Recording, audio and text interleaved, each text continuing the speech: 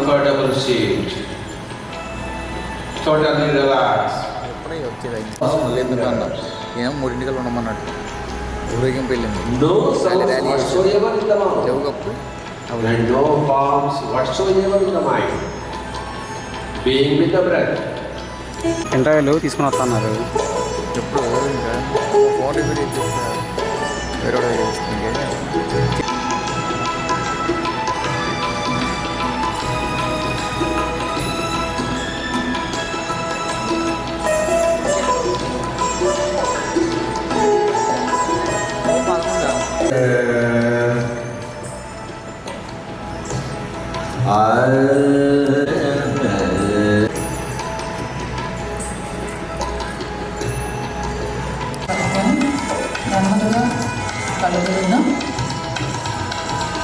ఇంత చక్కటి ధ్యానం మొదటిసారిగా పత్రిజీచే స్థాపించబడింది. పిరమిడ్ లోపల చేసిన ధ్యానం 3 రెట్లు శక్తివంతంగా మారుతుంది. 1996 నుండి 2000 సంవత్సరాలలో అనేక పిరమిడ్ స్పిరిచువల్ సొసైటీలు ఆంధ్రప్రదేశ్ అంతటా కూడా మరియు జ్ఞానశాస్త్రం భారతదేశంలో చేరుకుంది. మరియు అండమాన్ 2006లో ఆస్ట్రేలియా, 2008లో యునైటెడ్ కింగ్డమ్, 2009లో ఈజిప్ట్, 2010లో Sri Lanka, Singapore, Malaysia, 2011 speaking tree ద్వారా పత్రిజీకి లైఫ్ టైమ్ అచీవ్మెంట్ అవార్డు అందించారు. పత్రిజీ జీవితకాల సాఫల్యం అవార్డు.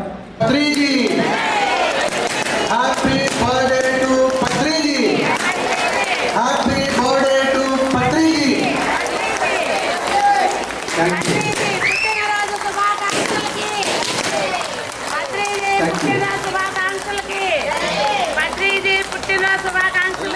జై హో పత్రిజీ, జై హో పత్రిజీ, జై హో.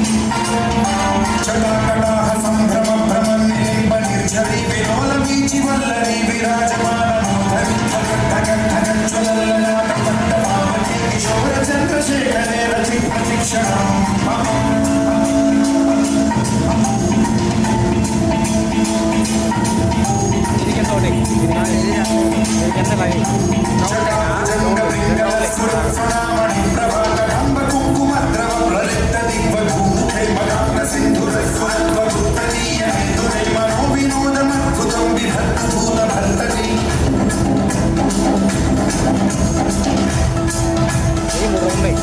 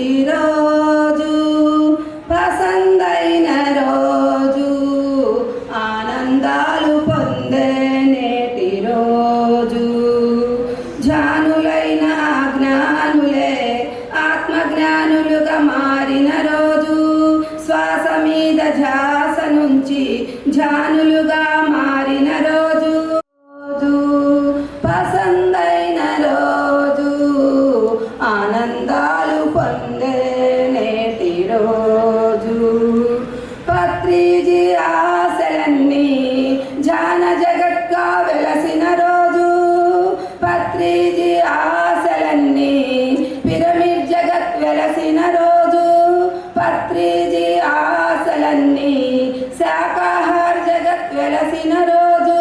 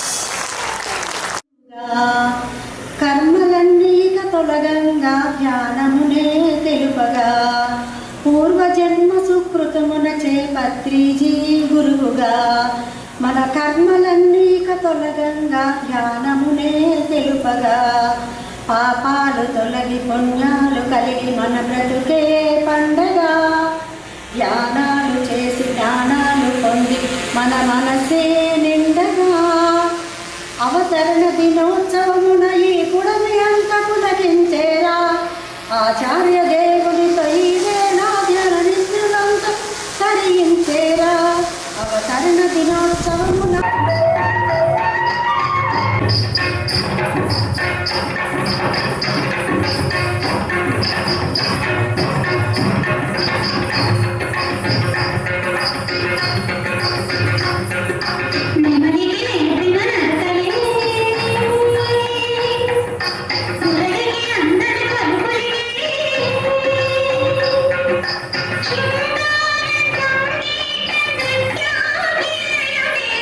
చూడాలి నా నాట్యలీలా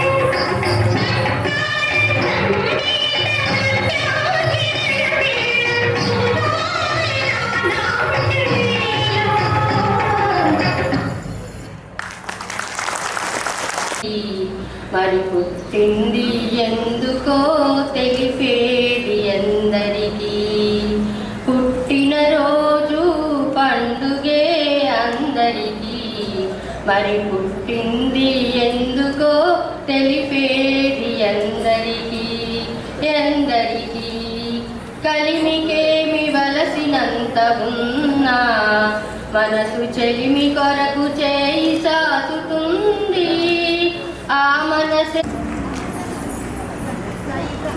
మరి వైజాగ్ సమీపంలో ప్రకృతి వ్యాలీని అద్భుతంగా నిర్వహిస్తున్న రాయ జగపతి రాజు గారిని సగౌరవంగా చప్పట్లతో అందరం కూడా మరి ఆహ్వానించుకుందాం.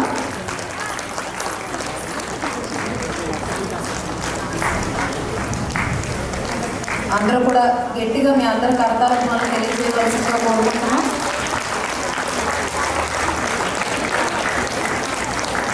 అందరినీ కూడా ప్రకృతిలో ధ్యానం చేయిస్తూ మరి ప్రకృతి వనాన్ని ఎంతో చక్కగా మరి ఏర్పాటు చేసి మనందరికీ కూడా మరి ధ్యాన యజ్ఞాలు నిర్వహిస్తున్న మరి రాయ జగపతి రాజు గారిని ఒకసారి గట్టిగా చప్పట్లతో ఆహ్వానిస్తున్నాం. మరి నెల్లూరు వాస్తవ్యులు గీతా ప్రబోధ నిత్య అగ్నిహోత్రులు బ్రహ్మశ్రీ షేక్ నజీర్ బాషా గురూజీ గీతా వైభవ ట్రస్ట్ చైర్మన్ గారిని మరి సగౌరవంగా చప్పట్లతో వేదిక మీదకి ఆహ్వానించుకుందాం.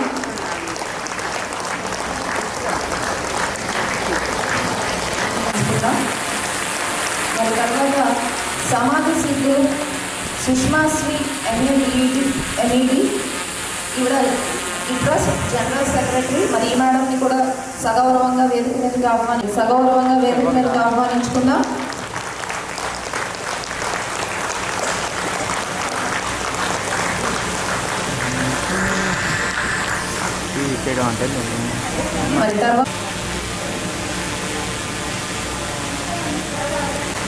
మరి తర్వాత కడతాల్ అన్నదాన ట్రస్ట్ సురేష్ బాబు గారిని వేదిక మీదకి మీ అందరు రారాజు కల్లం రామరెడ్డి గారిని స్టేజ్ మీదకి మీ అందరి కరతాల ధ్వనులతో ఆహ్వానించుకుందాం.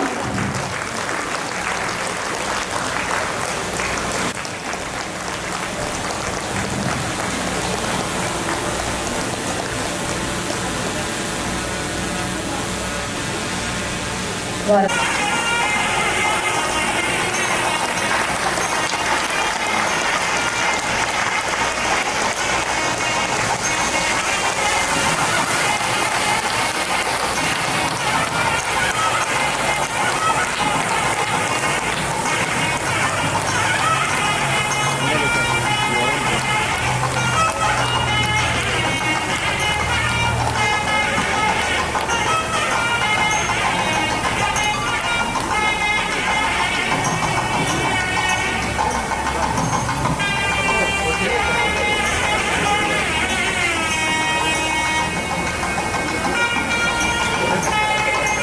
జాగ్రత్త పడతాం.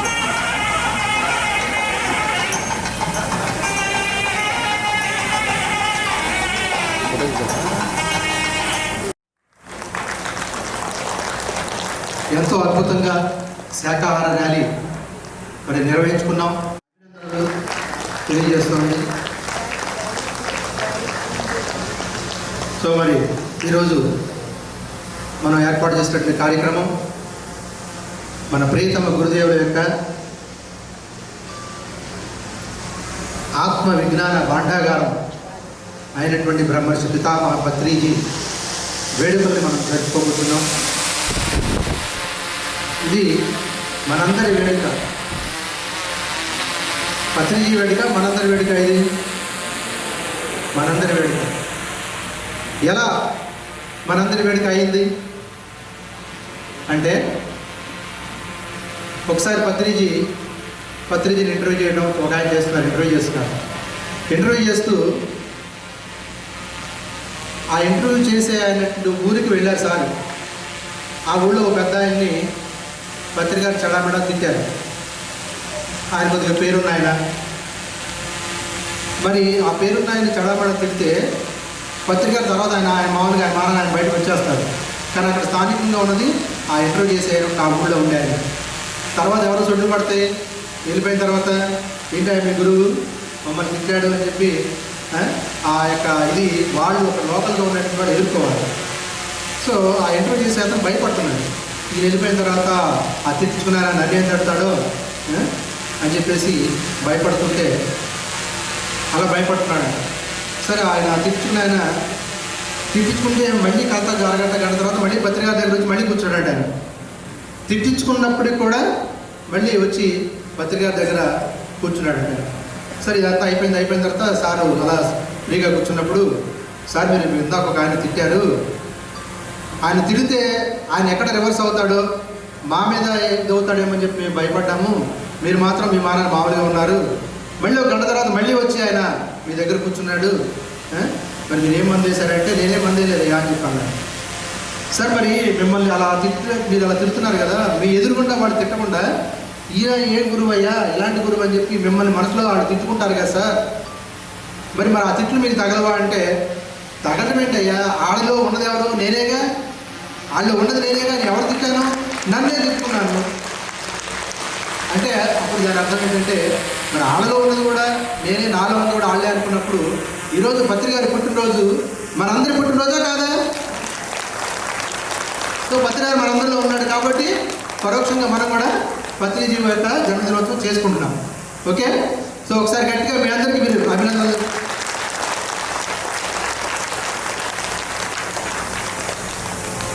సో ఇలాంటి పుట్టినరోజులు ప్రతి సంవత్సరం మనం పత్రిజీ పుట్టినరోజు ప్రతి సంవత్సరం మనం చేసుకుంటాము, వైభవంగా అత్యంత వైభవంగా చేసుకుంటాము. అనేక కార్యక్రమాలు ఇంకా ముందు ఇంకా అనేక కార్యక్రమాలు మనం నిర్వహించుకోవాలి. అదే పత్రిజీకి మనం ఇచ్చేటువంటి ఒక గురుదక్షిణ.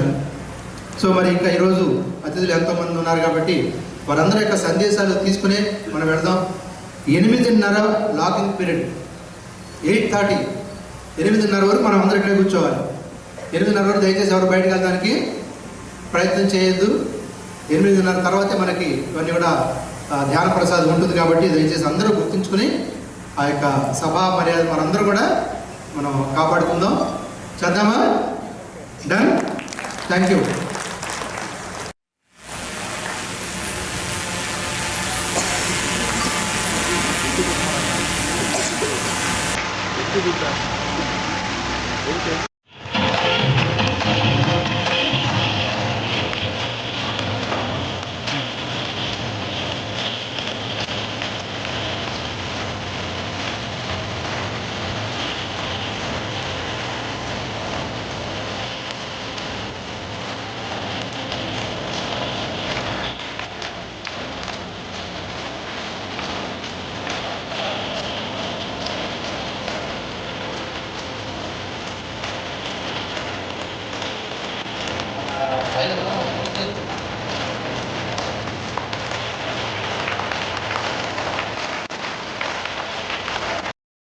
పద్మమ్మకి, నజీర్ బాషా గారికి, రామారెడ్డి గారికి, చెన్నకేశ్వర గారికి, సురేష్ గారికి, శివ గారికి, వేదికను అలంకరించిన మిత్రులందరికీ నమస్కారం.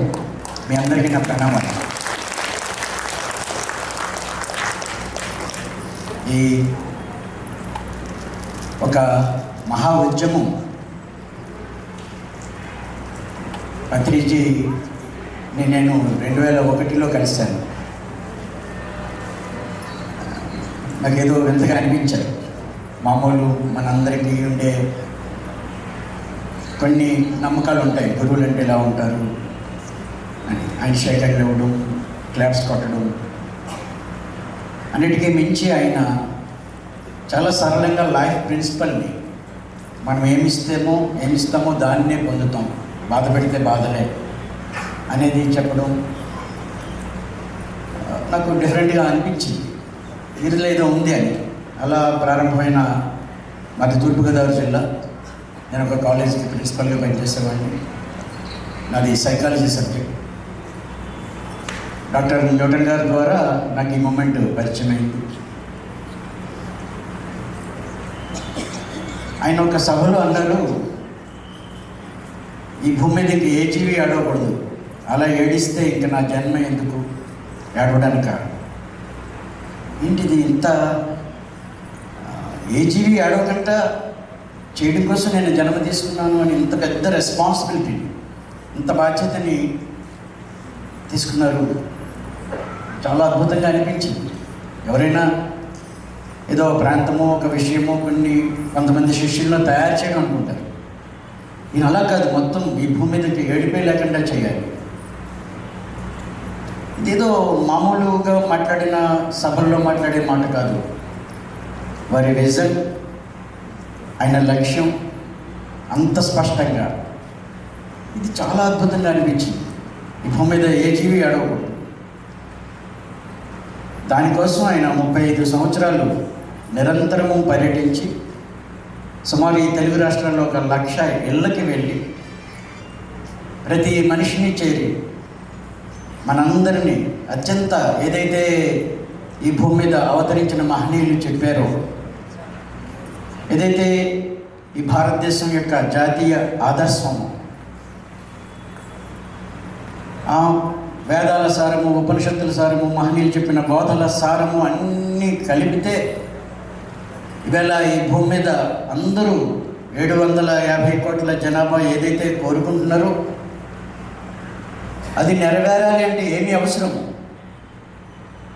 ఆ ఒక్క లక్ష్యం స్పష్టంగా ఉన్న మహనీయుడు కాబట్టి ఏదైతే ఈ భూమి మీద ఉన్న సమస్యల్ని పరిష్కారం చేయగలదు, ఆ సత్యాన్ని చాలా సింపుల్గా మనందరికీ అందించారు. ధ్యానం, అహింస, ఈ రెండే అన్ని సమస్యలకి పరిష్కారం.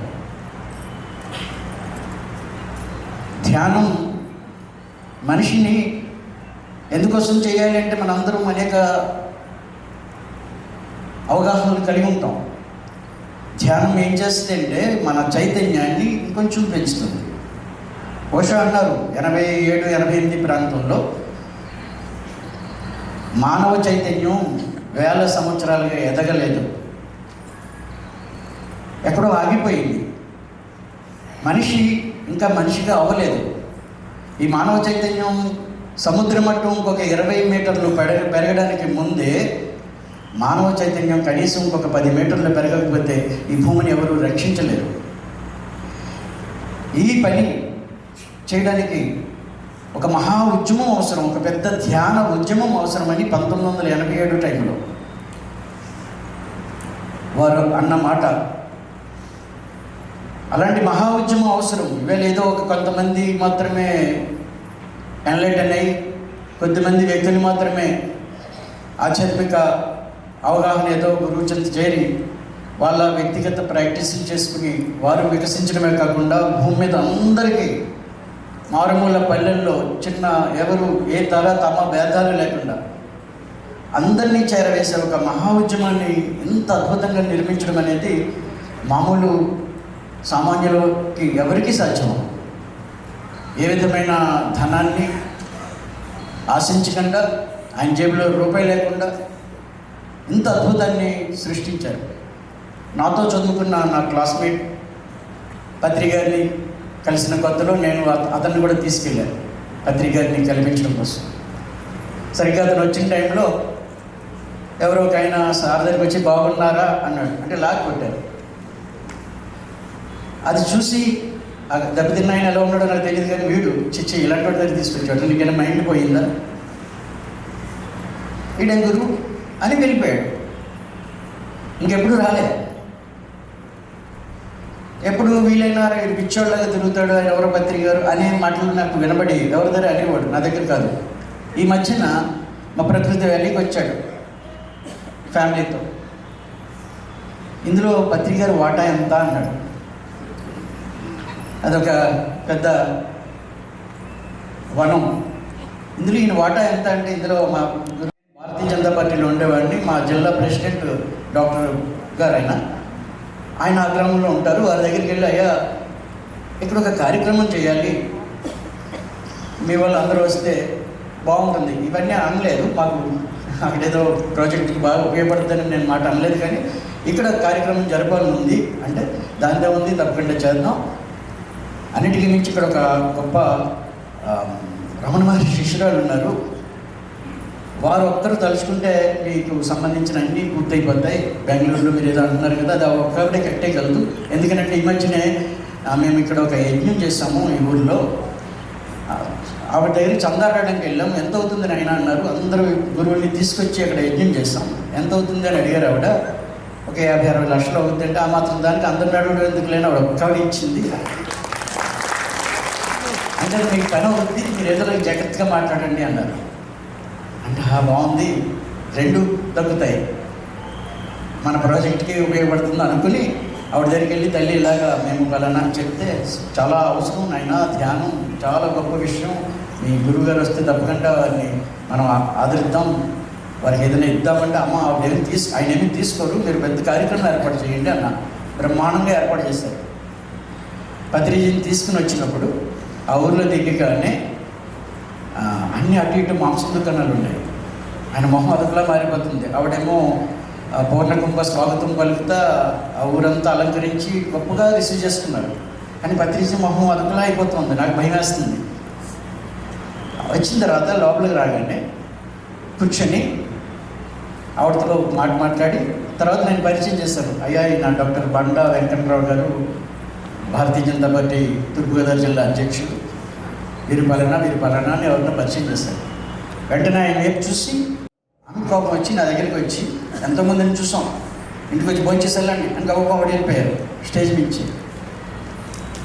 మీటింగ్ అవ్వగానే బద్రి గారు వెంటనే కారు ఎక్కి ఈ ఊరిలో ఒక నిమిషం ఉండొద్దు పద పోదాం అన్నారు. ఇది విచిత్రంగా ఉండేది. రాఘవరావు గారికి ఎన్నో అనుభవాలు అలాంటివి ఉండుంటాయి. పోగు చేసి ఏదైనా అవుతుందేమో ఎవరినైనా తీసుకొద్దామంటే పత్రిజీ గారి యొక్క ఆ తీవ్రతని అర్థం చేసుకోవడం చాలా కష్టంగా ఉండేది. అలాగా అర్థం చేసుకోలేక 2007లో నేను ఈ మూమెంట్ నుంచి వెళ్ళిపోయాను. ఇది మనకి సూట్ అవ్వదనుకో.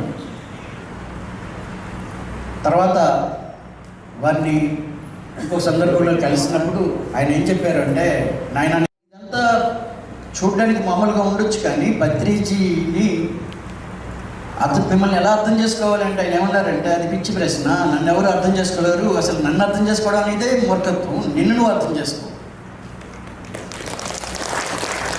నువ్వు నీకు అర్థం అవ్వాలి, నువ్వు నీకు అర్థం అవ్వకుండా నీ పక్కవాడు ఎలా అర్థమవుతాడు.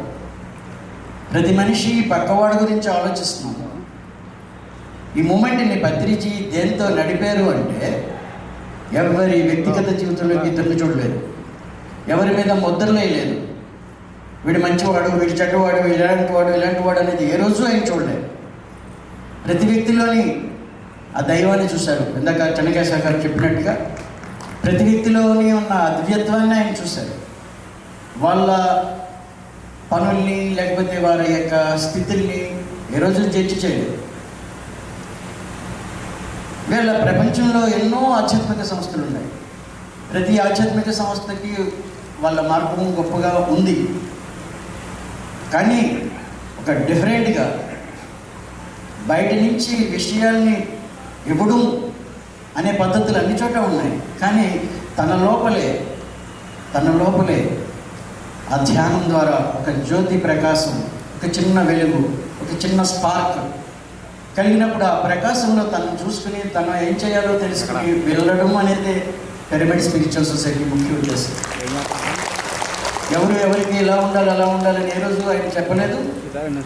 ఏ నియమాలు ఇక్కడ పెట్టలేదు. బయట నుంచి ఏదైనా విధిస్తే మనం ఆర్టిఫిషియల్గా అలా ఉండడానికి ప్రయత్నం చేసినట్టుగా నటిస్తామేమో కానీ అది జరగదు. నీ సహజ స్థితిలో నువ్వు ఉండడం కోసం మెంబర్గా ఉన్నాను. ఆ టైంలో ప్రతి ఇంటికి టాయిలెట్స్ కట్టించడానికి అప్పుడు 2200 రూపాయలు ప్రభుత్వం ఇస్తే మిగిలింది ఏదో ఏర్పాటు చేసి ప్రతి ఇంట్లోనే మేము టాయిలెట్స్ ఆ ఊర్లో కట్టించాం. కడితే వాళ్ళందరూ దాంట్లో ఆ కర్రలో పొయ్యిలో లేకపోతే వాళ్ళకి సంబంధించినవి దాచుకుని ఆ రోడ్డు మీదే ఉండేవారు. ఈ ఊరే మార్చలేకపోయాను. అలాంటిది భారతదేశాన్ని పరిశుభ్రంగా చేయడం ఎలా అవుతుంది అనుకున్నాను. కానీ ఆయన యొక్క సంకల్పం యొక్క ఎఫెక్ట్ 2014లో మోడీ గారి రూపంలో వచ్చి స్వచ్ఛ భారత్ని ఇవాళ భారతదేశం ఎలా ఉంది. ఒక మహనీయుడు శుద్ధ సంకల్పం చేసినప్పుడు దాని ఎఫెక్ట్ ఎంత తొందరగా అవుతుందో. అలాగే క్వాంటమ్ లీప్ తీసుకుంది వేళ ప్రపంచమంతా ధ్యాన జగత్ అవ్వాలి అంటే ఆశ్చర్యంగా అనిపించింది. ఎన్ని ఊళ్ళు ఉన్నాయి, ఎంతమంది ఉన్నారు ధ్యానం తెలియని వాళ్ళు, ఎలా చేస్తామో అనుకునేవాళ్ళు. ఈవేళ రేపు డిసెంబర్ 21వ తేదీన ప్రపంచ ధ్యాన దినోత్సవం. ప్రపంచంలో దాదాపు 200 ఊరికి దేశాలకు పైగా ఆ రోజు ప్రతి దేశం ధ్యానం అనే మాట ప్రతి దేశంలో వినపడుతుంది. ఎంతోమంది ధ్యానం చేస్తారు. ఇది పిరమిడ్ స్పిరిచువల్ సొసైటీ పత్రిజీ యొక్క సంకల్పం యొక్క ఎఫెక్ట్. ఇది ఆషామాషగా జరగడం అని మనం అనుకుంటాం.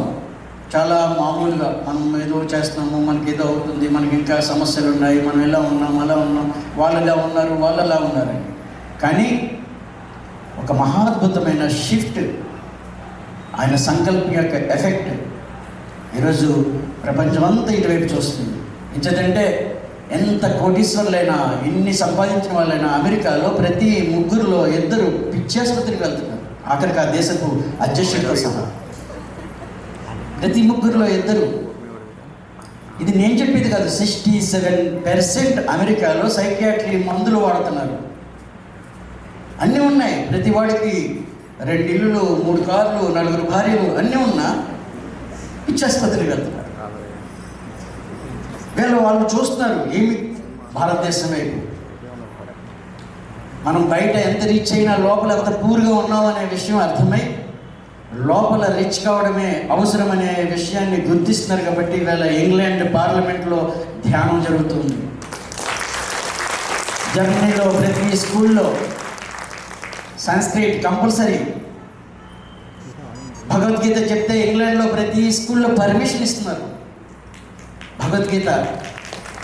ఇవాళ ఈవెన్ చైనాలో భగవద్గీత స్వామిని చూస్తే, చైనా లాంటి దేశంలో వీళ్ళ భగవద్గీత పారాయణం జరుగుతుంది. వీళ్ళ ప్రపంచం అంతా ఆధ్యాత్మిక మార్గం వైపు మరలింది. దానికి బాధ్యత తీసుకున్న మనం మరింత బాధ్యతతో మన పని చేయాలి. మనం చాలా పెద్ద బాధ్యత ఉంది, సమిష్టిగా పని చేయాలి. ప్రతి గ్రామం, ప్రతి ఇంటికి, ప్రతి మనిషికి ధ్యానాన్ని తెలియచేయాలి. మనం సాధన చేస్తాం. అలాగే ఇంకొక అద్భుతం ఈ పిరమిడ్ స్పిరిచువల్ సొసైటీ ఇచ్చింది, మహాద్భుతం.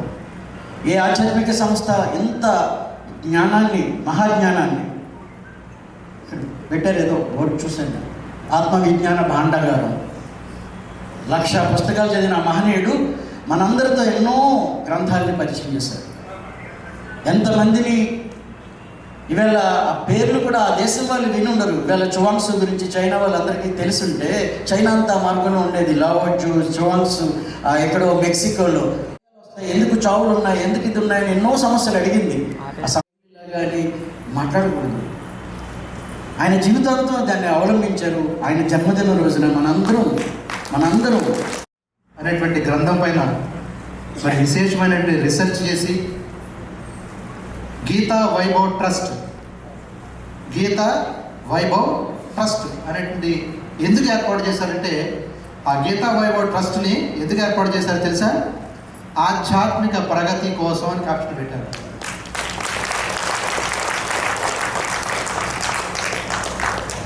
ఇవాళ మనం పెట్టిన ఇలాంటి సజ్జన సాంగత్యాలన్నీ దేనికోసం?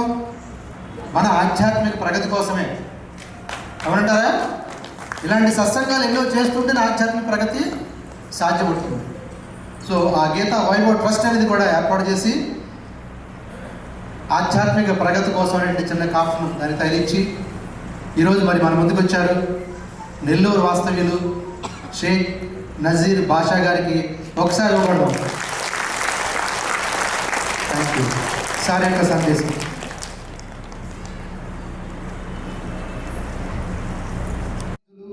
సుష్మాశ్రీ వాళ్ళ ట్రస్ట్ జనరల్ సెక్రటరీ గారు వారు కొన్ని పరిచయ వాక్యాలు మనకి అందిస్తారు.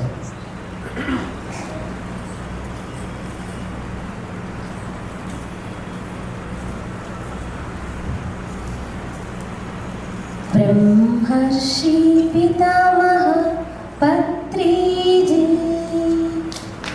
మహానుభావులు, పితామహులు, జగత్పిత, ధ్యాన పితామహులు అయినటువంటి శ్రీ శ్రీ బ్రహ్మర్షి పితామహులు పత్రిజీ గారికి జన్మదిన శుభాకాంక్షలు. ఈ వేదికను అలంకరించినటువంటి పిరమిడ్ ధ్యాన మాస్టర్స్ అందరికీ శిరస్సు వంచి నమస్సుమాంజలి తెలియజేస్తూ, ఇంతటి భాగ్యాన్ని నాకు ఆ పరమాత్మను ప్రసాదించారు.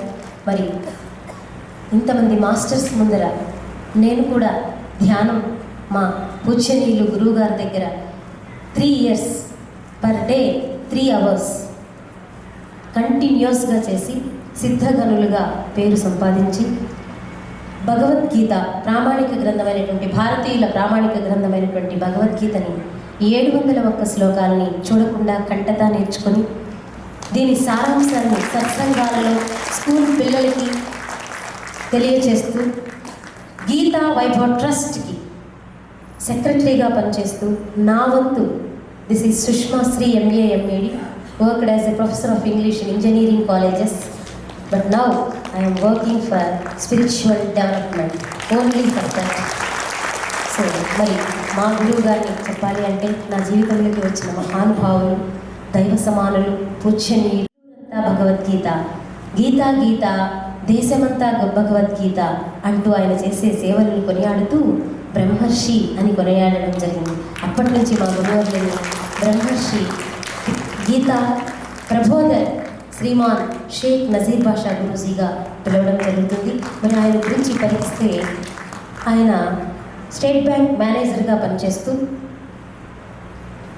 బ్రహ్మర్షి పత్రిజీ మహర్షి గురించి తెలుసుకొని ఆ తదుపరి భిక్షమయ్య గురూజీ గారు అతని దగ్గర మతాలకు అతీతంగా యోగా నేర్పబడును అనే క్యాప్షన్కి లొంగిపోయి ఏంటిది యోగా సమత్వ బుద్ధి రూప యోగం, మతాలకు అతీతంగా.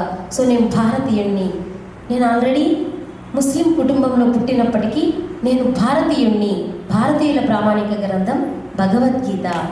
మరి నేను చదివిన ఖురాన్ ఈ మధ్య కాలంది 5125 సంవత్సరాల క్రితం.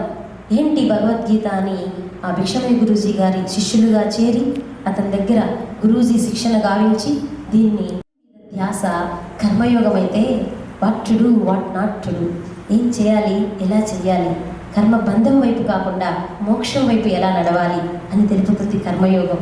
అలా శాస్త్రీయ దృక్పథం మీద ధ్యాస, జ్ఞానం. ఇలా మా గురువు గారికి ధ్యానంలో వికసించిన జ్ఞానమే భగవద్గీత జ్ఞానం. గురువు ఎవ్వరు లేరండి మహానుభావుడికి. అతను భగవద్గీత చెబుతుంటే అమృతం అండి, అద్వైతామృతం. మరి నాలాంటి వాళ్ళని దాదాపు 1000 మంది టీచర్స్ని తయారు చేశారు. రేపు డిసెంబర్ 1వ తేదీ జరగబోయే గీతా జయంతిని ఉద్దేశించుకొని మేము స్కూల్స్కి వెళ్ళి గీతా చాలీసా అని ఈ 700 శ్లోకాలలో ఆనిముత్యాల లాంటి 40 శ్లోకాలని ఇలా గీతా చాలీసాగా మా ట్రస్టే స్వయంగా మేమే ఖర్చు పెట్టుకొని పిల్లలు దైవ సమానులు, రేపటి పౌరులు కాబట్టి వాళ్ళందరికీ గీత నేర్పించాలి అనే సదుద్దేశంతో ఇలా కొనసాగుతూ ఈ శుభదినాన మహానుభావులు పత్రిజీ మహర్షి గారి జన్మదిన వేడుకల్లో మేమందరం మీతో ఆ జన్మదిన వేడుకలని ఆయన మనకు నేర్పించిన బోధలు ఈ యోగా ధ్యాన గురువులు చెబుతుంటే ఒళ్ళు పులకరించిపోతుంది. You believe it or not, పెద్దలు చెప్పే ప్రతి మాట, పత్రిజీ పిరమిడ్ సొసైటీలో చెప్పే ప్రతి మాట నేను మీ ముందు నిలబడి చెప్తున్నాను. మీకు ఎవరికైనా సమాధానం ఇస్తాను శ్లోక రూపంలో. పత్రిజీ మహర్షి చెప్పే ప్రతి వాక్యాన్ని, ప్రతి మెసేజు భగవద్గీతలో ఉంది. నేను దాదాపు 5 ఏళ్ల నుంచి ఈ పత్రిజీ మహర్షి ఈ పిరమిడ్ సొసైటీతో నాకు పరిచయం ఏర్పడింది, మా గురువు గారి భాగ్యమా అని. సో అలా నా పరిచయంలో ఈ పెద్దలు చెప్పిన విషయాలన్నీ ధ్యానం ఎంత గొప్పదయ్యా అంటే, ఆత్మ నిశ్చలమైతే పరమాత్మ నిశ్చలమౌరా, నీ ఆత్మ నిశ్చలమైతే పరమ